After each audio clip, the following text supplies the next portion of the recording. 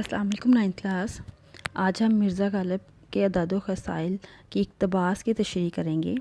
یہاں لاسٹ جو لیکچر تھا اس میں بھی میں نے اس لیسن کی اقتباس کی تشریح کروائی تھی، تو آج ہم اس کی بھی ایک پریکٹس کریں گے۔ یہاں پہ میں آپ کو ایک اقتباس دوں گی اور اس کو تھوڑا واضح کروں گی۔ درجہ اقتباس کی تشریح سیاق و سباق کے حوالے سے کریں۔ یہاں پہ ایک لفظ سیاق و سباق آ گیا ہے، تو بیٹا اگر آپ کو پیپر میں سیاق و سباق کے حوالے سے پوچھا گیا ہے تو پھر آپ نے سیاق و سباق لکھنا ہے۔ اگر آپ کو پیپر میں سیاق و سباق کے حوالے سے نہیں پوچھا گیا، صرف یہ کہا ہے کہ اقتباس کی تشریح کریں، تو آپ نے سیاق و سباق نہیں لکھنا۔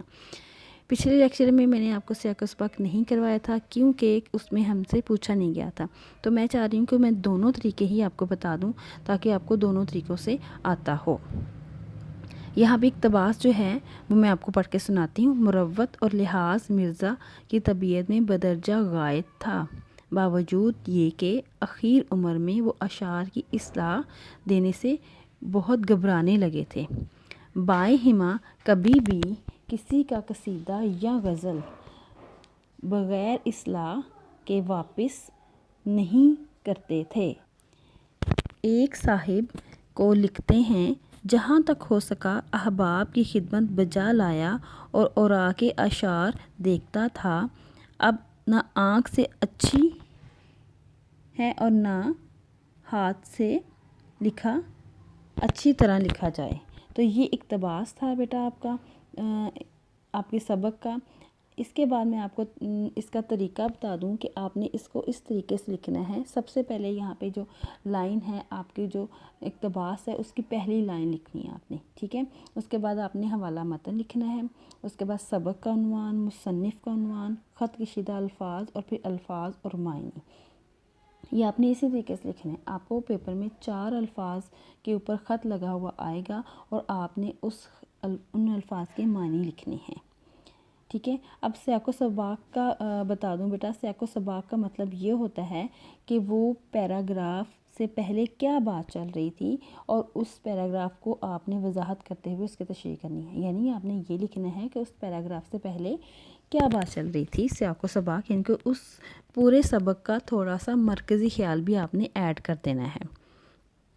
تو یہاں پہ میں آپ کو بتا دوں کہ مصنف نے اس سبق میں غالب کی اخلاق، اب کی عادت، ان کے محاسن کا جائزہ لیا ہے، یعنی کہ ہم اس پورے سبق میں مرزا غالب کے اعداد و خسائل پڑھ رہے ہیں نا، ان کی عادتوں کے بارے میں پڑھ رہے ہیں کہ وہ دوستوں کے ساتھ کیسے تھے، وہ اپنے ساتھ کیسے تھے اور ان کی پسندیدہ چیزیں کیا تھیں۔ تو یہ سارا تھوڑا سا مرکزی خیال آپ نے سیاق و سباق میں لکھنا ہے۔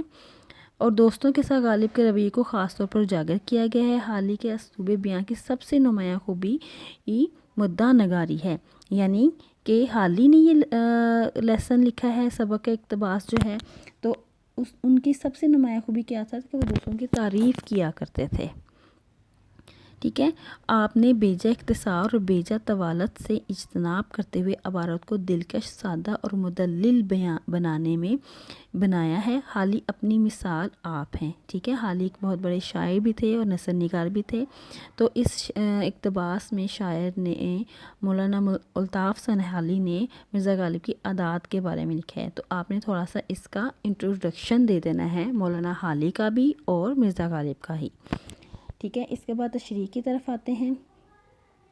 تشریح میں بیٹا آپ نے اس پیراگراف کو اچھے سے پڑھنا ہے، ٹھیک ہے، اور اس کے بارے میں آپ نے جو خلاصہ یاد کیا ہوا ہے اس میں سے وہ پیراگراف اٹھا کے اس کی تشریح لکھ دینی ہے اور آسان الفاظ میں لکھنی ہے، یعنی آپ نے اس کو بڑھاتے ہوئے آسان لفظوں میں بیان کر دینا ہے اور آپ نے اس کی تشریح جو ہے 1.5 پیج 1.5 یعنی 1 اور 1 آدھا پیج کی لکھنی ہے، پھر ہی آپ کے نمبر آئیں گے، ادروائز آپ کو نمبر نہیں آئیں گے۔ تو اس نثر پارے میں یعنی کہ اس اقتباس میں حالی کی شخصیت کے نمایاں پہلو کی طرف اشارہ کیا ہے کہ وہ بے حد مروت اور لحاظ کا مظاہرہ کرتے تھے۔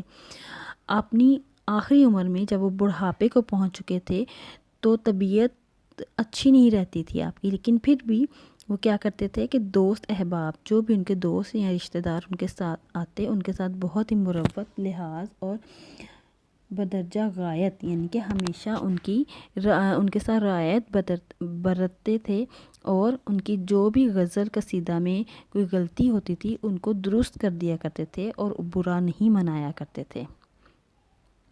آپ کی طبیعت بگڑی بھی کیوں نہ ہو لیکن پھر بھی آپ اپنے دوستوں کو خط کا جواب ضرور دیا کرتے تھے۔